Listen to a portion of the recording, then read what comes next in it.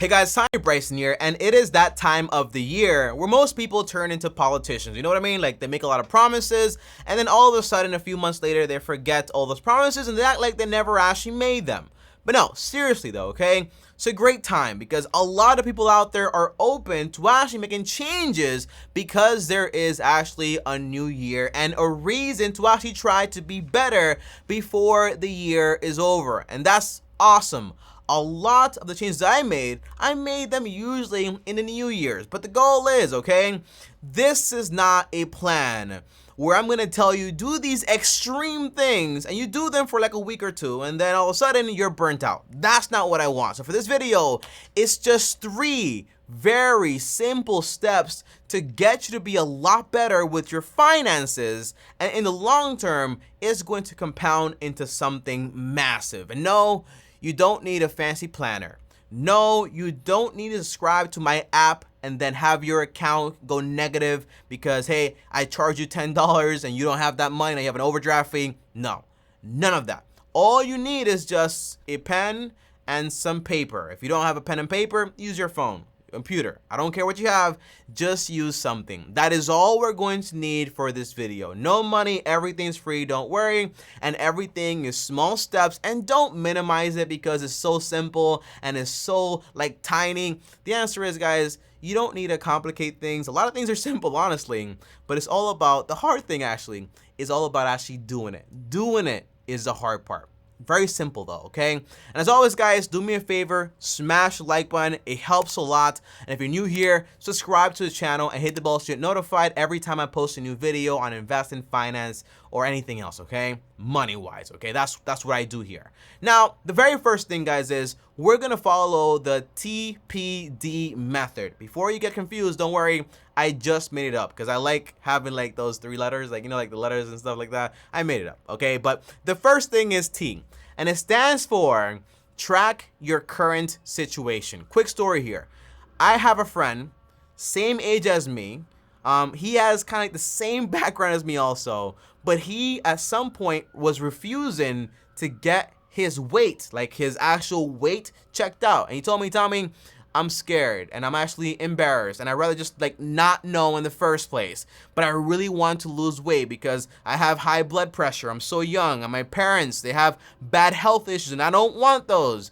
But the big thing, guys, in life, it's impossible to get any results if you don't know where you stand and you're not willing to find out the truth. So the only thing you can do is find out exactly where you are right now. Today, he's doing exercise, he's doing all the stuff, but for you guys, finance-wise, okay, you're either going to be positive or you're either going to be negative. There is no in-between here. So what do you want to do here? And what is the step exactly? Well, this step is going to take you 21 days. Yeah, again, it's 2020. We have 365 days. I'm just asking for 21 of those days, okay? Trust me, it's going to help you. It's going to build a habit, and it's very simple. The first week, all you want to do is track and absorb exactly what you're doing. Observe, not absorb, because you can't absorb.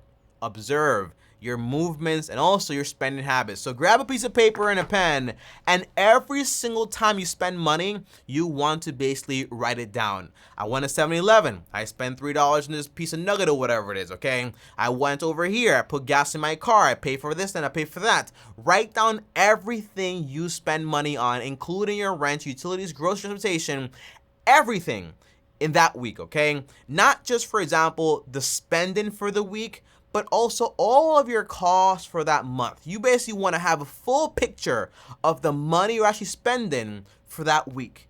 And the more you see what you're doing, you're going to realize if you're doing something right or incorrect. You might not notice you're actually spending like around $80 on coffee every single week, okay? But now you know.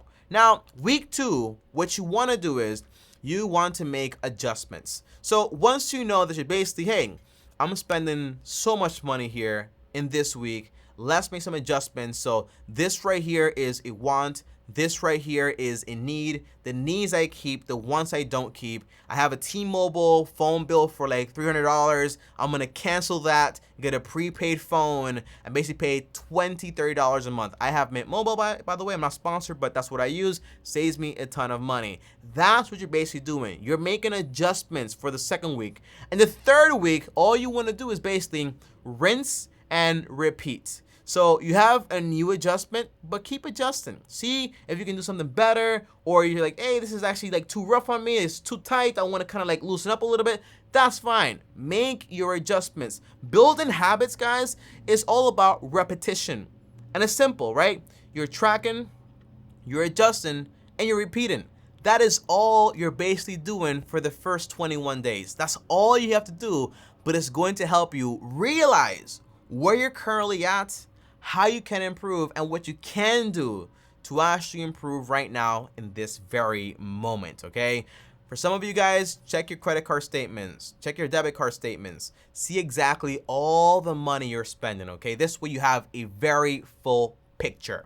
Now, for number 2 here, guys, okay? And this is the P, and the P stands for plan. And the plan is basically, well, if you have information, right? I have information, okay? I make X amount of money, I'm spending X amount of money. But if you have no plan, there's no way you're gonna get anywhere. So it's very important you take the data and you input it into the plan. And that's how you get results. And everything we do in life is all about results. Whether it's saving money, we want results. Investing money, we want results. Whether it's even praying, we want results. So results are very important, and that's why we basically plan. Now, what's the plan here exactly? Well, first of all, you want to find out if you are negative or positive. So what do? You write down on the paper, hey, here is my monthly income. I make $4,000 a month, okay? You might make $2,000, you might make $600. I don't care. Whatever money you have right now, we make this plan with what you have, not what will you'll have, for example, in the future. If you can't manage a small amount of money, you're probably not going to manage a large amount of money. It's the truth, okay? But right, you got to write down your monthly income, after taxes, net income. In my case, I'll say, hey, I make $4,000 a month. And then my expenses are, for example, $3,500 a month, okay? Between rent, utilities, groceries, transportation, and everything else I basically have on there. But you shouldn't have any wants because you did the 21 weeks and that, well, the 21 days, and that way you already know exactly if you're doing too much, if you're not doing too much, okay? That's the idea. But then you do this. You take your income and you minus it from your expenses, and it tells you, are you positive or are you negative? So in my case, if I make $4,000 a month and I spend $3,500 a month, what does that mean? I have a positive number of 500. But some people, you might make $2,000 a month and you might be spending, for example, $3,000 a month. And this is not a I think I make or do this, okay? Do the research. You did the research. Take the actual numbers and type them in here, okay? The actual numbers. Well, when you click equals, you have negative 1,000. In this case, you are negative. So what do you do if you're negative, okay? You go back in there and you say, well, I need to either increase my income, cut down to the basics, which is basically just shelter, utilities, groceries, and transportation. Or on top of that, just sell everything you don't need and cut off everything you absolutely do not need to actually get you to a positive standpoint, okay? Now, if you are positive, for example, you could do everything the negative people will have to do, like sell things you don't need. On top of that, also, for example, cut your expenses, live on the basics. And I did that because I'm kind of crazy, which is fine. But if you're positive, you can say, well, what am I going to do with the extra surplus of money that I actually have, the extra income, okay? And the answer is, well, you want to do a few things here. First of all, you want to pay off your debt. The reason you pay off your debt first before you start investing is basically, if you're investing money but someone's charging you 18%, it's going to be very hard to get rich at that pace. So that's why we go ahead and we basically pay off our debts first using the avalanche method, meaning we pay the debt with the highest APR first. That's the first thing you want to do with your extra money. Second thing is you want to save for emergencies, 3 to 6 months worth of your monthly expenses. And you already know what their monthly expenses basically are because you already did the math. And that's awesome. So just take that number. For me, it was 3,500. 3,500 multiplied by 6 here. So we have here 3,500 multiplied by 6. and that is $21,000. A lot of money, right? So if you do, for example, by 3 months would be basically 10,500. In my case, if I were to make that much money, that's the idea. And you save that money in a separate account. That way you're not tempted to take yourself on vacation because you deserve it. Don't do that, okay? Keep it in a separate account. Now, with the rest of the money, once you're done with that step, what you want to do is you start investing into what? Your retirement account or into your Roth IRA. How much do you invest? 10 to 20% into what? Index funds. If you want to see what I invest into, click the M1 Finance link down below, and it shows you exactly my portfolio and what I put my money into. With the rest of the money, because again, you're limited to 10 to 20%, okay? You take the rest of the money and you put that money towards a savings to purchase a home. At least like 10 to 20% for the down payment, all right, which is a good amount, and you're good to go. You save that money step by step. You're investing at the same time. When you buy the home, though, the big thing is going to be make sure the home you buy, this is very important here, write this down, the home you buy is going to be on a 15-year mortgage. This way, it limits you to a home that's a lot less expensive.